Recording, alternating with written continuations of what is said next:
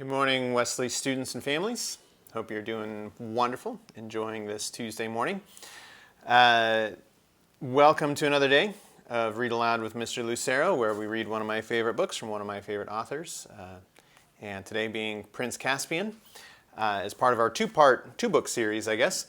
If you have missed any of the previous chapters, you can find them in the links below. We also did The Magician's Nephew, the entire book, which you can find on my YouTube channel. And so if your students need something to do in the afternoon, read aloud time is an excellent shows actually is an excellent opportunity to help with fluency and literacy. So have your kids listen to it, enjoy it together as a family. It's a wonderful book and well worth the listen. So for today, starting with chapter 6, the Chronicles of Narnia, Prince Caspian. Chapter 6, The People That Lived in Hiding. Now began the happiest times that Caspian had ever known. On a fine summer morning, when the dew lay on the grass, he set off with the badger and the two dwarfs up through the forest to a high saddle in the mountains and down onto their sunny southern slopes, where one looked across the green walls of Archenland. "We'll go first to the three bulgy bears," said Trumpkin. They came in a glade to an old hollow oak tree covered with moss, and Truffle Hunter tapped with his paw 3 times on the trunk, and there was no answer. Then he tapped again, and a woolly sort of voice from inside said, "Go away! It's not time to get up yet." But when he tapped the 3rd time, there was a noise like a small earthquake from inside, and a sort of door opened, and out came 3 brown bears, very bulgy indeed, and blinking their little eyes. And when everything had been explained to them, which took a long time because they were so sleepy, they said, just as Truffle Hunter had said, that a son of Adam ought to be king of Narnia. And all kissed Caspian, very wet, snuffly kisses they were, and offered him some honey. Caspian did not really want honey, without bread, at that time in the morning, but he thought it polite to accept. It took him a long time afterward to get unsticky. After that, they went on till they came among tall beech trees, and Truffle Hunter called out, "Patter twig, patter twig, patter twig," and almost at once, bounding down from the branch to branch till he was just above their heads, came the most magnificent red squirrel that Caspian had ever seen. He was far bigger than the ordinary dumb squirrels, which he had sometimes seen in the castle gardens.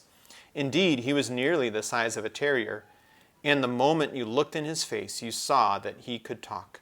Indeed, the difficulty was to get him to stop talking, for like all squirrels, he was a chatterer. He welcomed Caspian at once, and asked if he would like a nut, and Caspian said thanks, he would, but as Pattertwig went bounding away to fetch it, Truffle Hunter whispered in Caspian's ear, "Don't look the other way. It's very bad manners among squirrels to watch anyone going to his store, or to look as if you wanted to know where it was." Then Pattertwig came back with the nut, and Caspian ate it, and after that Pattertwig asked if he could take any messages to other friends. "For I can go nearly everywhere without setting foot to ground," he said. Truffle Hunter and the dwarves thought this a very good idea, and gave Pattertwig messages to all sorts of people with queer names, telling them all to come to a feast, in council on Dancing Lawn at midnight 3 nights ahead. "And you'd better tell the 3 bulgies too," added Trumpkin. "We forgot to mention it to them." The next visit was to the 7 brothers of Shuddering Wood. Trumpkin led the way back to the saddle, and then down eastward on the northern slope of the mountains, till they came to a very solemn place among rocks and fir trees. They went very quietly, and presently Caspian could feel the ground shake under his feet, as if someone were hammering down below. Trumpkin went to a flat stone about the size of the top of a water butt, and stamped on it with his foot. After a long pause, it was moved away by someone or something underneath, and there was a dark, round hole with a good deal of heat and steam coming out of it, and in the middle of the hole, the head of a dwarf, very like Trumpkin himself. There was a long talk here, and the dwarf seemed more suspicious than the squirrel or the bulgy bears had been. But in the end, the whole party were invited to come down. Caspian found himself descending a dark stairway into the earth, but when he came to the bottom, he saw firelight. It was the light of a furnace. The whole place was a smithy. A subterranean stream ran past on one side of it. 2 dwarves were at the bellows. Another was holding a piece of red-hot metal on the anvil with a pair of tongs. A fourth was hammering it, and 2, wiping their horny little hands on a greasy cloth, were coming forward to meet the visitors. Excuse me. It took some time to satisfy them that Caspian was a friend and not an enemy. But when they did, they all cried, "Long live the king!" And their gifts were noble. Mail shirts and helmets and swords for Caspian and Trumpian and Nickabrick. The badger would have had the same if he had liked, but he said he was a beast. He was, and if his claws and teeth could not keep his skin whole, it wasn't worth keeping. The workmanship of the arms was far finer than any Caspian had ever seen, and he gladly accepted the dwarf-made sword instead of his own, which looked, in comparison, as feeble as a toy and as clumsy as a stick. The 7 brothers, who were all red dwarfs, promised to come to the feast at Dancing Lawn. A little farther on, in a dry rocky ravine, they reached the cave of 5 black dwarfs. They looked suspiciously at Caspian, but in the end, the eldest of them said, "If he is against Miraz, we'll have him for king." And the next oldest said, "Shall we go further up for you, up to the crags? There's an ogre or 2 and a hag that we could introduce you to up there." "Certainly not," said Caspian. I should think not indeed," said Trufflehunter. "We want none of that sort on our side." Nickabrick disagreed with this, but Trumpkin and the badger overruled him. It gave Caspian a shock to realize that the horrible creatures out of the old stories, as well as the nice ones, had some descendants in Narnia as well. "We should not have Aslan for a friend if we brought in that rabble," said Trufflehunter as they came away from the cave of the black dwarves. "Oh, Aslan," said Trumpkin cheerily but contemptuously.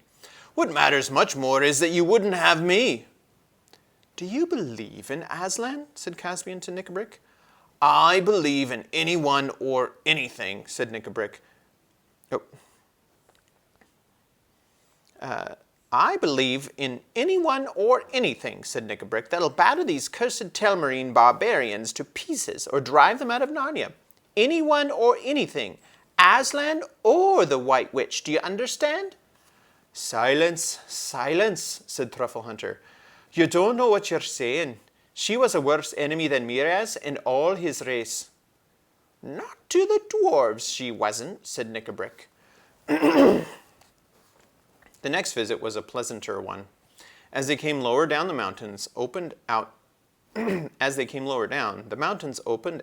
into a great glen or wooded gorge with a swift river running at the bottom. The open places near the river's edge were a mass of foxgloves and wild roses, and the air was buzzing with bees. Here Trufflehunter called again, "Glenstorm! Glenstorm!" And after a pause, Caspian heard the sounds of hoofs. It grew louder till the valley trembled, and at last, breaking and trampling the thickets, there came in sight the noblest creatures that Caspian had yet seen. The great centaur Glenstorm and his 3 sons. His flanks were glossy chestnut, and the beard that covered his broad chest was golden red. He was a prophet and a stargazer, and knew what they had come about. "Long live the king!" he cried. "I and my sons are ready for war. When is the battle to be joined?" Up till now, neither Caspian nor the others had really been thinking of a war. They had some vague idea, perhaps, of an occasional raid on some human farmstead, or of attacking a party of hunters if it ventured too far into these southern wilds. But in the main, they had sought only of living to themselves in woods and caves and building up an attempt at old Narnia and hiding. As soon as Glenstorm had spoken, everyone felt much more serious. "Do you mean a real war, to drive Miraz out of Narnia?" asked Caspian. "What else?" said the centaur. "Why else does your majesty go clad in mail and girt with a sword?" "Is it possible, Glenstorm?" said the badger. "The time is right," said Glenstorm. "I watch the skies, badger, for it is mine to watch, as it is yours to remember. Tarva and Alambil have met in the halls of the high heaven, and on earth the son of Adam has once more risen to rule and name the creatures. The hour has struck. Our council at the Dancing Lawn must be a council of war." He spoke in such a voice that neither Caspian nor the others hesitated for a moment. It now seemed to them quite possible that they might win a war, and quite certain that they must wage one.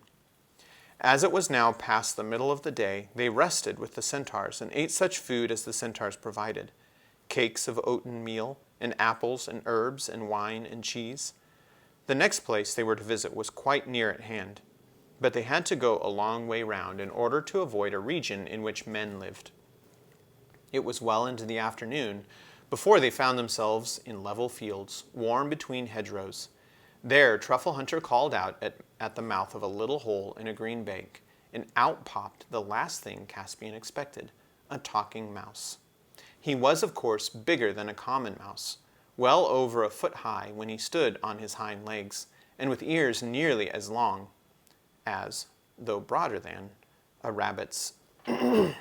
His name was Reepicheep, and he was a happy and martial mouse. He wore a tiny little rapier at his side and twirled his long whiskers as if they were a mustache. "There are 12 of us, sire," he said with a dashing and graceful bow, "and I place all the resources of my people unreservedly at your majesty's disposal." Caspian tried hard, and unsuccessfully, not to laugh, but he couldn't help thinking that Reepicheep and all his people could very easily be put in a washing basket and carried home on one's back. It would take too long to mention all the creatures whom Caspian met that day. Clodsley Shovel the Mole, the 3 hard-biters, who were badgers like Truffle Hunter, Camillo the Hare, and Hogglestock the Hedgehog. They rested at last beside a well at the edge of a wide and level circle of grass, bordered with tall elms, which now threw long shadows across it, for the sun was setting, the daisies closing and the rooks flying home to bed. Here they supped on food they had brought with them, and Trumpkin lit his pipe. Nickabrick was not a smoker. "Now," said the badger, "if only we could wake the spirits of these trees and this well, we should have done a good day's work." "Can't we?" said Caspian. "No," said Truffle Hunter. "We have no power over them. Since the humans came into the land, felling forests and defiling streams, the dryads and naiads have sunk into a deep sleep. Who knows if they will ever stir again? And that is a great loss to our side. The Telmarines are horribly afraid of the woods. When once the trees moved in anger, our enemies would go mad with fright and be chased out of Narnia as quick as their legs could carry them." "What imagination you animals have," said Trumpkin, who didn't believe in such things. "But why stop at trees and waters? Wouldn't it be nice if the stones started throwing themselves at old Miraz?" The badger only grunted at this, and after that there was such a silence that Caspian had nearly dropped off to sleep, when he thought he heard a faint musical sound from the depth of the woods at his back. Then he thought it was only a dream, and turned over again. But as soon as his ear touched the ground, he felt, or heard, it was hard to tell which, a faint beating or drumming. He raised his head. The beating noise at once became fainter, but the music returned clearer this time. It was like flutes. He saw that Truffle Hunter was sitting up, staring into the wood. The moon was bright. Caspian had never been asleep longer than he thought. The Caspian had been asleep longer than he thought. Nearer and nearer came the music, a tune wild and yet dreamy, and the noise of many light feet, till at last, out from the wood into the moonlight, came dancing shapes such as Caspian had been thinking of all his life. They were not much taller than dwarves, but far slighter and more graceful. Their curly heads had little horns. The upper part of their bodies gleamed naked in the pale light, but their legs and feet were those of goats. "Fawns!" cried Caspian, jumping up, and in a moment they were all around him. It took next to no time to explain the whole situation to them, and they accepted Caspian at once. Before he knew what he was doing, he found himself joining in the dance. Trumpkin, with heavier and jerkier movements, did likewise. And even Truffle Hunter hopped and lumbered about as best he could. Only Nickabrick stayed where he was, looking on in silence. The fawns footed it all around Caspian to their reedy pipes. Their strange faces, which seemed mournful and merry all at once, looked into his. Dozens of fawns, Mentius and Obentis and Dumnus, Volnus, Voltinus, Gibrius, Nimianus, Nausus, and Oscuns. Pattertwig had sent them all. When Caspian awoke the next morning, he could hardly believe that it had not all been a dream, but the grass was covered with little cloven hoof marks. And that's the end of chapter 6. Moving on to chapter 7 tomorrow for Wednesday. Interestingly enough, we're already, chapter 15, we're already just about halfway through the book. So hope you're enjoying it. I've enjoyed reading it, and I'll see you again tomorrow. Have an awesome day.